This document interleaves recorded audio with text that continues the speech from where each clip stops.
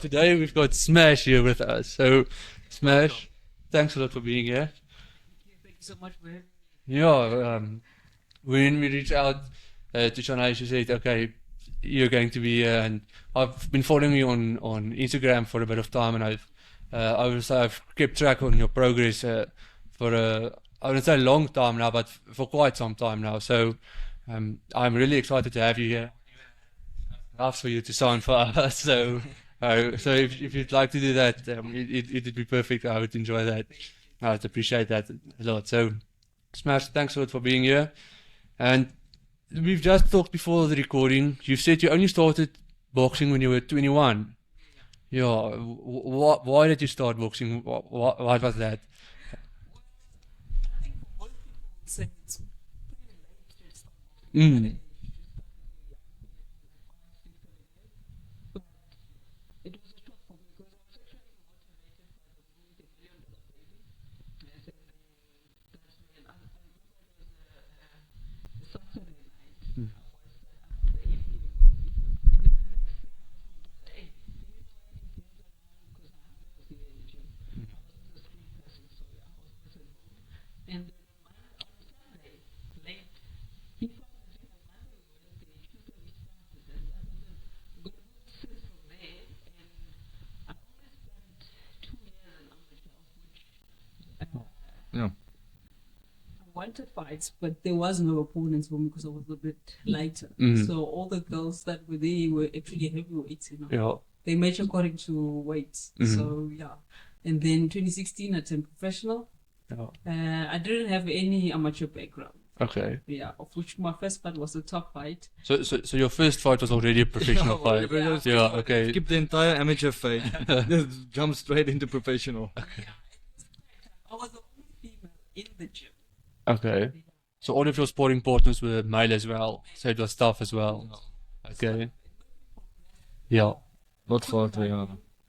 Then my first match, I turned professional maybe this week. In 2 weeks' time, my coach was like, "You've got to fight." And then I was like, "I'm ready." And then I was up against someone who's going for her 7th fight, I think, if not Okay. 6th. Yeah. She was there for a while, Mm. and then I managed to get a draw out of that. Okay. Oh, that's nice. Yeah, it was quite tough. I signed for 4 rounds, but they Mhm. changed it there in the ring that no, it's 6 To rounds. I 6. was like, yo. It's gonna be a long 6 round. Toughest fight of my life in boxing. Mhm. Which is it's different from sparring. You know? Yeah. Sparring, you get a breathe there and there.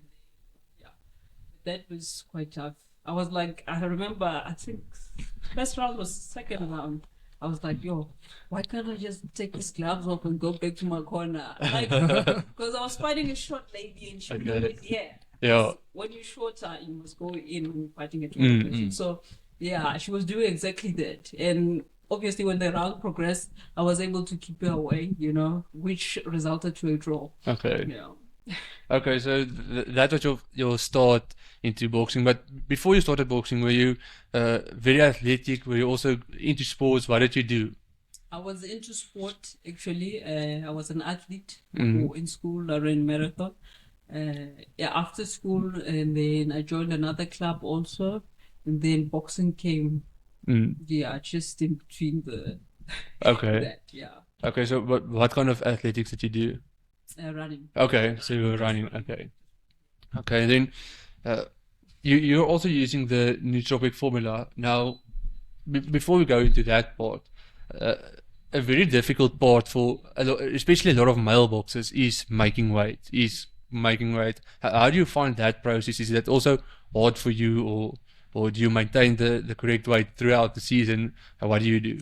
At first, because I was with my late coach where I started professionally, I was actually fighting bantamweight, which is 53.52. Mhm. That wasn't actually my weight because I had to eat to get Okay. to that weight, of which is wrong. Mhm. You have to drop to get to that weight. Yeah. So I was lighter, of which, you know, when you hidden and my coach didn't really have that much, you know, connection in boxing, you know, Okay. in finding fights and whatnot. Mhm. And girls fights were very scarce. Mhm. You have to take what you get, or you don't get any fights. Okay. So we had to take what we get, actually, and which was bantamweight. Mm-hmm. And then, dropping weight was not a problem for me Okay. because I had to eat to pick up the weight. Okay. Why is it better to drop, or why is it rather better to drop than to gain? It's better to drop because your weight is your power, actually. Mhm. And the next day you probably eat and you pick up, then you kind of have an advantage to your opponent, of which is a good thing. And you have to drop. Mhm. You just have to drop. Okay. Yeah. Okay. But it's not also good to drop too much. Mhm. Just be on the medium. Now I'm on flyweight, which I'm fighting 50.80, Mhm. and I drop about 4 kgs, Okay. which is it's a good weight. It's a good weight, and it's a good drop also. Okay. Yeah. And then typically, how do your training camps work? Do you also go into camp, or do you just train throughout, or do you train for a specific event? What do you do? With boxing, I do go into camp, Mhm. and of which I'm a very disciplined boxer. I can be at home and also train because I have to train like 2-3 times a day, Okay. of which is very straining. Of which nootropics, the skull one, helps a lot. Okay. Yeah. So for me, hey, it's quite tough also. Mhm. Boxing is a lonely sport. Mhm. So either you keep your focus and you focus on what you want to get what you want. Yeah, that's the only way you can get to the top. Okay. Yeah. And on your way to the top, what would you say is some of the best things that you've learned, that you've taken out of the boxing and put into your personal life? Discipline is Okay. the first one for me, and being surrounded by the good people who want to see you succeed. Mhm. I've got very good teammates. I've got very good coaches, manager, which is Colleen McAulden, and she does a great job. Without also my opponents, I wouldn't be getting these fights. Yeah. So yeah, we're all working towards the top, and we're all working to succeed in the sport, and yeah, that's what we need. Okay. And then what would you say is your highlight up to this point in your boxing career? My highlight, I've got quite a few highlights. Which I turned professional 2016. Then 2017, I won the Female Prospect of the Year award, and I won it again in 2018. And then I got to fight my role model, Okay. Yes, of yeah, which that's was the best. Also, yeah, her name is Kamsile Shabalala. When I heard, after winning the award, Mhm. then her name popped up that I'll be fighting her, and Okay. of which in her hometown. Okay. And then obviously she's the champion also. Mhm. I wasn't the champion then. And then of which I won that fight. Okay. Which was the best highlight for me. Oh, that's kind of cool to pitch your role model. Yeah. Yeah, that's cool. Yeah. And then also winning the SA Mhm. flyweight champion in 2021, and also winning the ABU title in 2022 against the girl from Tanzania, Halima Bunjabay. And another highlight of which I'm representing is actually having boxing made me to have a voice, speak up, because I was abused as a child. So I'm actually representing that. I'm fighting against that, of which I have a badge of abuse when I fight, and also the number. So which will help a lot of people. I think it might not be in boxing, but outside, everyone is experiencing it. I just want them not to keep quiet. Yeah. Yeah, Like I you have a did. voice. Yeah. Yeah, So yeah, that's the best highlight also. Okay. yeah, that's really nice. Yeah. Yeah, and that's a good platform, especially for you to reach a lot of people, to reach out to people, and obviously you're also a role model to a lot of young people, especially females. People are looking up to you. So how do you handle that? How do you handle being, I would say, kind of in the fame, in the spotlight, but also being humble, being back to your roots? How do you handle that? It's not quite an easy thing to do. As I'm not a camera person, I'm quite a calm, shy person. But Boxing has made me just to be more relaxed and be more myself. I do get like young kids, people saying, "Yo, you're my role model. I wanna fight like you," and I'm like, "You better wanna fight better than me. See, not like me, but better." No, that's Okay. what I'm That's saying. what I would. Okay. Yeah. motivate. Okay. And then, as you mentioned, you're also activist for abuse, especially female abuse and child abuse, that kind of things. How do you use your platform then to reach out to people, to spread your voice, to get out there, to make people aware of that? What do you do? How do you do that? Okay, what we do is actually we do go to schools to Mhm. have talks. I've went to a rehab in KZN and had a talk there. Quite a good experience. Yeah, anywhere where they need me to talk, Yeah. they just. There was a school also. I can't remember the name. We went there. We spoke, and I get learners coming afterwards. Then I see that no, something's actually definitely wrong, and Yeah, you can see. someone has to do something. Yeah, and it's better that they start talking than keeping quiet, keeping to themselves, and then later on, that's when you want to find out, of which we would stop it now at that age before it spreads. How many people, if he's doing it to this person, how many people is he That he doing do it it to to? do, Yeah. So yeah, something that I do spread out actually. Schools, anywhere. At the gym, also when we go to other events, different Okay. types of events actually. And currently, somewhere here on this recording, is there anything you want to say to people? What they should do? Maybe give them advice how to reach out to people. Maybe get to people they trust. What did you say? What kind of advice did you give to people? I would say to those that are hearing it from anyone, have an ear to listen, because you might take it lightly, but they know what they're experiencing, and you have an ear, listen, and do something about it. Don't just keep quiet and say, "Oh no, they're talking shit," or what. Yeah, it's especially kids. Sometimes I've in my background, in my culture, when you tell an adult like that, they take it very seriously, and they're like, you're not supposed to be talking things like that. Yeah, it's quite a difficult culture for you to also communicate to an elder with about something like that. So yeah, it's quite tough, but have an ear. Whoever's hearing me now, have an ear, listen, and do something about it. And whoever is experiencing it, talk about it. Get someone you trust, and then speak out. Don't Okay. keep quiet. Yeah. Then you mentioned now, and I've mentioned it as well. Reach out to somebody you trust. How would you establish that person that you're going to reach out to? Because a lot of people don't have somebody They can trust. They can trust. As you know, there's a lot of rough neighborhoods, people that as you know, how can they reach out to people, especially young people? Because I think a lot of young people are targeted and are victims of this. What do you think they should do? Call 116. It's Okay. free. It's a free toll, so they will always have an ear. They will always listen. They'll be there to help you. Okay. That's what I can say. Okay. Okay, great. Okay, so 116, who's going to answer? Who are you going to be connected then? Yes. When you call 116, who's going to answer? Who's on the other side of the call? Is that some kind of company? That's a landline child. Okay. Yeah. Okay. The child line. Okay. That is the child line. Okay, perfect. Okay, that's perfect. They know what to do when you call them with an issue like that, with a Okay. problem like that. Yeah, so they do know what to do. Okay, so then you reach They out will to them, they will reach out assist to you. them. If you don't have anyone, Mhm. you can confront or talk to.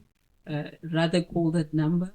It's a toll free. Everyone's got cell phones now. You don't have to buy airtime to call them or what.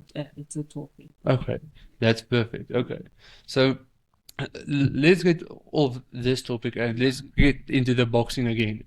Okay, so you've mentioned you've had a lot of highlights in your career. But what did you say is your next thing, your next step, the next thing you want to achieve, your next goal? What?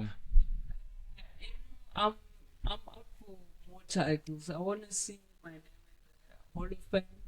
raising South African flag high. Well, I should be fighting. My fight was postponed. I was supposed to be fighting for a WBC title with the girl from Mexico. Mm-hmm. It's currently been postponed. Okay. Yeah, so with which I'll get confirmation very soon. It's getting more titles. I want to be the former this after I retire. Touch people's that's hearts. nice. Have something. As you said, raise the flag as well. Yes, raise the flag high. It might not be.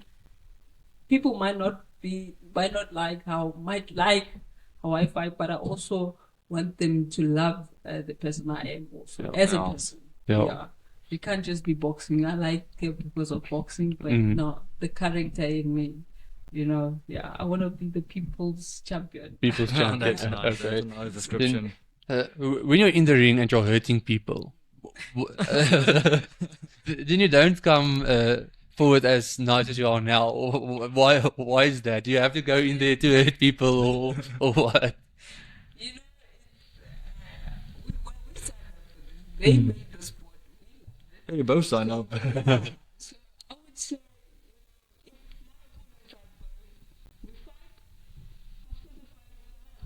Yeah, that's nice.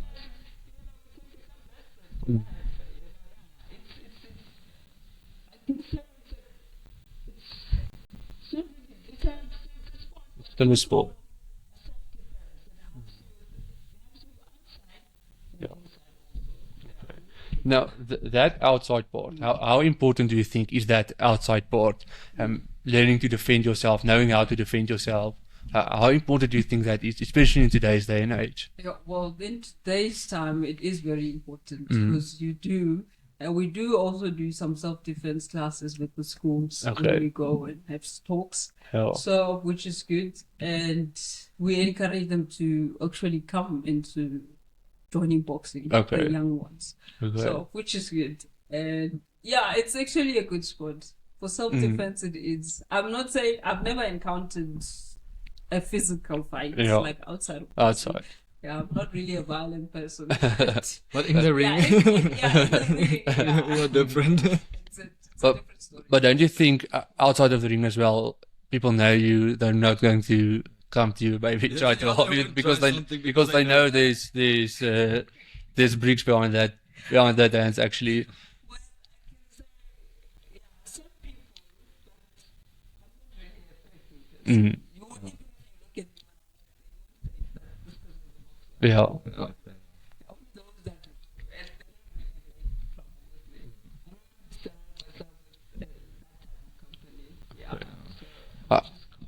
How important do you think is that to keep the right company with you, to keep the right people in your life, to talk to have people in your life that supports you, that isn't going to bring you down, isn't going to maybe hurt you emotionally, physically, who just wants the best of you? How important do you think that is, especially to make a success of what you're doing?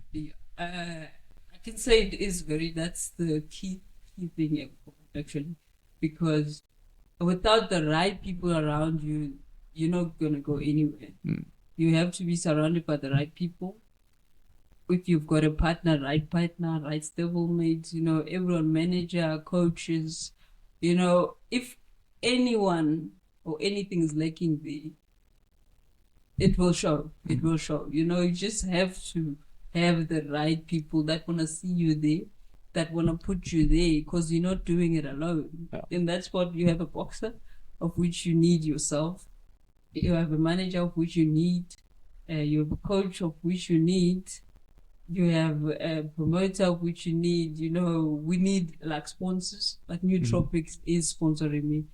I do need all of them. We do need each other. That's what I can say. Yeah, to get to the top. Okay. And then when you talk to Rob as well, we've talked about, as you said, you need people to get to the top. These days, there's a lot of things like in a transaction, into any negotiation, into anything that you win, I lose. I win, you lose. There's always a win-lose. Why do you think that is the case these days? Because you are working with a lot of people. You are working with, as you say, a lot of brands. You have a lot of things like that. How do you negotiate that somebody win, other person win as well, so that there isn't a win-lose? They both benefit. How do you get that? Oh, well, I can say in this one, in boxing, mainly in boxing, if I win, you win, except for my opponent. If I win, they lose. Mm. You know, yeah. So, yeah, if I win, my manager win, my teammates win. You know, the promoter wins. Depends on who they promoting him. Okay. You know, yeah. If I go and represent South Africa outside, if I win, they win also because everyone's excited, everyone's happy. Yeah. You know, yeah, we're all celebrating. If I lose, they also lose. Yeah. Like, it's like that. It's like that. Okay. And then you've now mentioned a lot of times South Africa. You fight for South Africa. You're doing it. It's not only for yourself. It's not only for yourself or people close to you. You're doing it for South Africa. You're doing it for the nation. You're doing it for everybody in South Africa. It's actually, it starts with me. I have to do it for myself as well. I'm doing boxing because it can take me far, the first thing, and I can change the lifestyle of my family because I was raised by a single mother, sibling 5, and I'm the first one, of which I have to pave a good way for my siblings to follow in the right steps. And there's a lot on my shoulder of which I do need support, and I do need to the right people to also take me where I want to go and keep my focus and not be distracted by anything else. What I want is where I'm focused on, and it's what I'm Okay. gonna get. Yes. Okay. And how important is that focus to focus on your goal? How important is that for you? It is very important, to be honest. It is because without it, without any focus, we have seen some champions rise and fall, you know, all of that. But you can be a champion inside the ring. There are those who are a champion inside the ring only, but outside, they're not really a champion. But I want to be outside and inside the ring, a champion. Okay. And then how do you set your goals? How do you say, okay, this is what I want to achieve? How do you do that? Because a lot of people have a lot of different approaches. So how do you do that? Well, I can set my goal, but for me to set that goal is I have to focus more on myself because in this sport I'm not alone. When I can say, you know what, I want to be world champion maybe in 2024. I want to hold the WBC title, but it doesn't happen. Okay. We see. But in terms of setting a goal for myself, Personal I can say, goals. okay, personal goals. Regarding boxing, I can say, okay, I want to do this style. I want to master this style. That's what I'll focus on, and that's my goal. By the end of the year, I'll be knowing maybe how to step back and ride, or even what, you know, all those combinations. You know, there are good boxers out there of which we copy styles from to get better. So we learn from each other also. Someone is learning from me. They saw me doing something in the ring and they're also perfecting it somewhere. So for me, it's all about. Okay. But when it comes to fights, like fighting for an Africa title, fighting for a SA, it's not only me. It's the promoter there. It's the manager. You know, it's all of that. It's your opponent agreeing to fight you. That's another thing. Yeah. Okay. And then when you're working with the federations, all of the boxing federations, how do you get into the process of getting into a fight, getting your manager to get you into fight? How does that work? What's the process behind that? Well, that is my manager's job. That's why, as a boxer, you need to have a manager. She does all the job for getting me fights and making connections outside or inside or in Africa, anywhere. Because I've fought since I've been with Colleen. I've fought in Botswana. I've fought in Russia, and yeah, I'm looking to.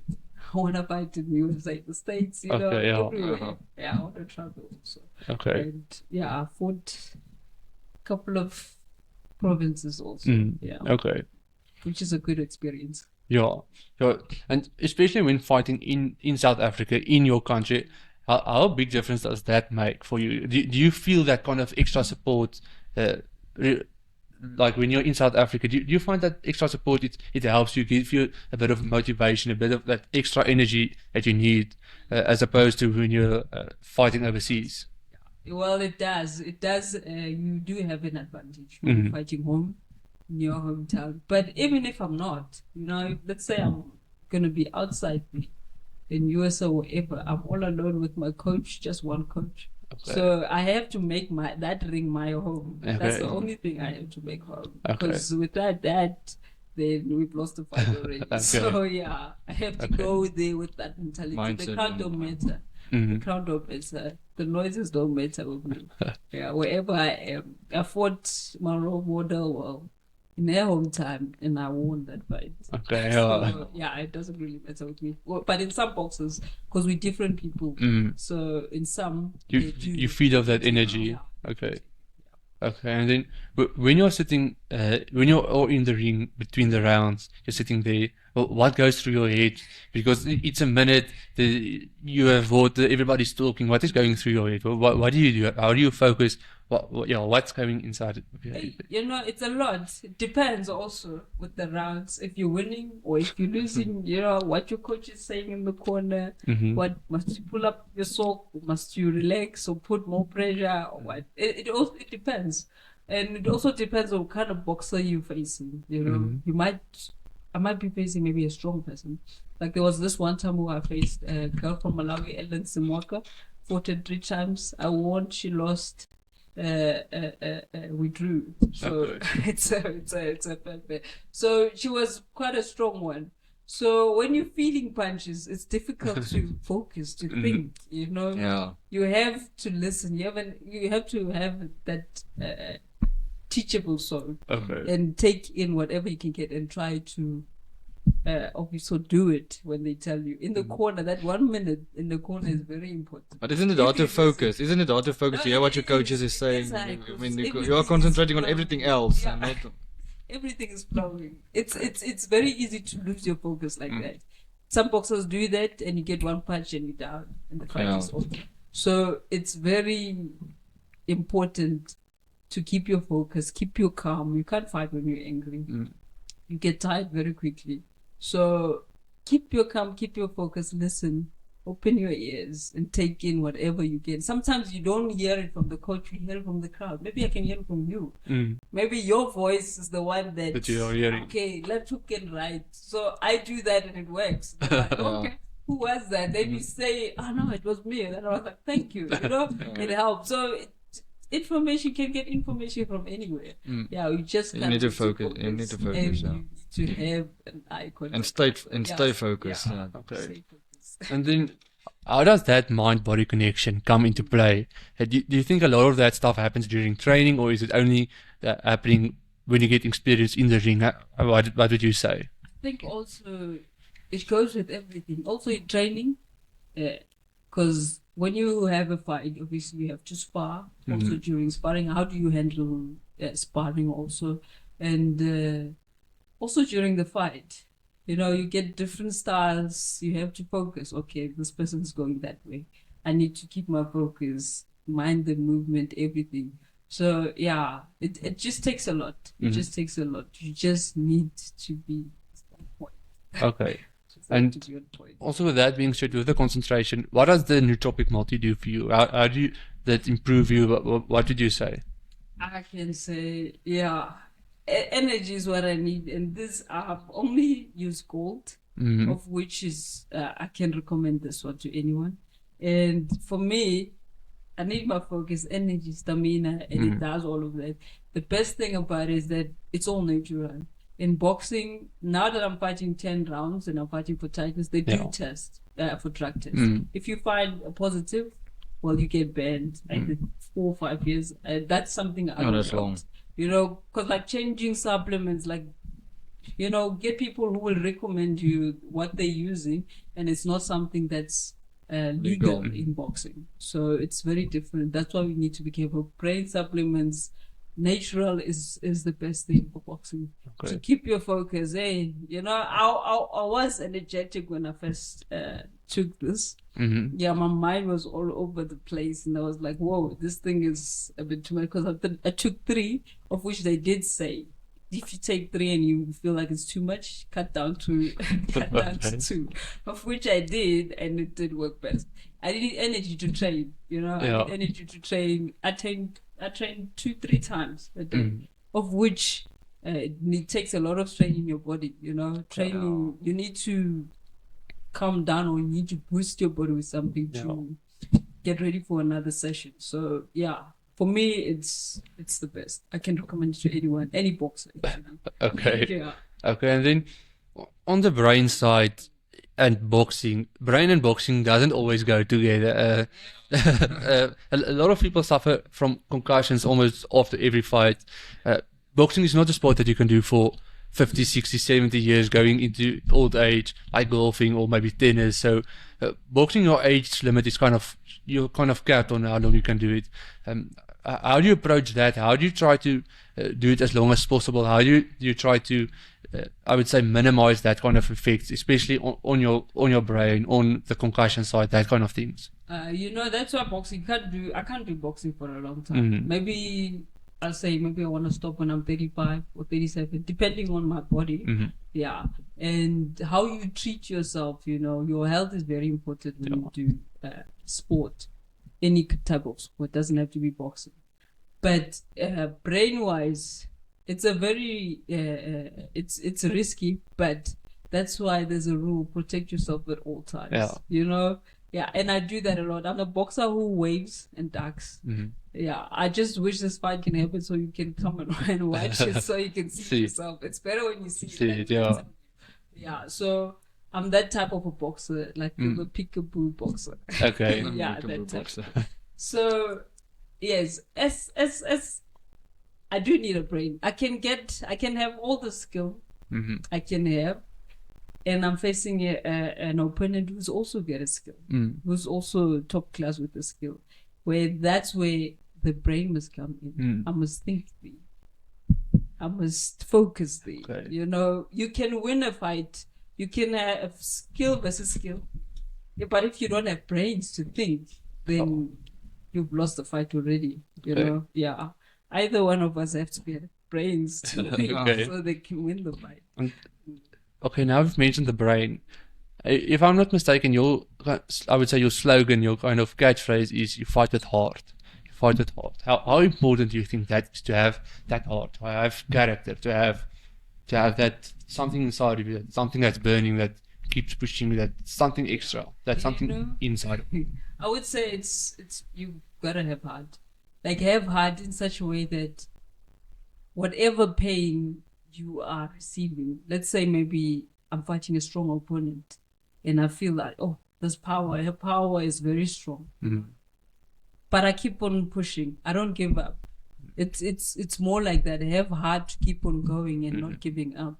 Not sitting down and saying, coach, hey, I can't get up. I can't go the next round. No, you've got to have heart to finish. What if you were going to drop on the last round? Last 10 seconds? What if that was going to happen? So you've got to have a heart. And also, if you lose, it doesn't mean the end of the world. I've only got 3 losses in my 19 fights, and of which I did good. And I didn't really take my losses as a step back myself. Took it as a learning for me, and it taught me, okay, this was my mistake. I must improve on this. I must improve on that. I didn't give up. I tried to fix it. Yeah, and now I'm on 8 wins streak. So yeah, I can say I'm doing very good. Yeah, that's very good. Okay. Yeah, thanks a lot. I think that longest video now. I think it's perfect. Yeah, thanks a lot. Okay, so before we're going to stop the recording, please tell me, where can people find you? Where can people reach out to you? On Instagram, Facebook, where are you? Where can people see you? I am on TikTok, /Jaguar. I'm on Instagram, Simangele /Hadebe. I don't know if they can spell it. We'll put it in the description. But I'm also on Facebook with my page and my personal page, which is Simangele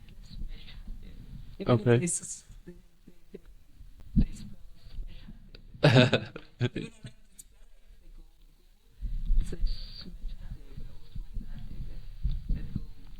Okay.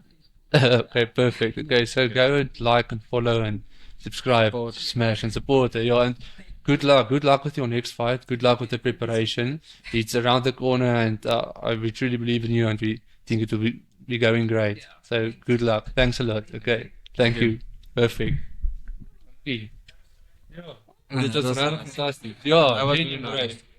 Oh, that was very nice.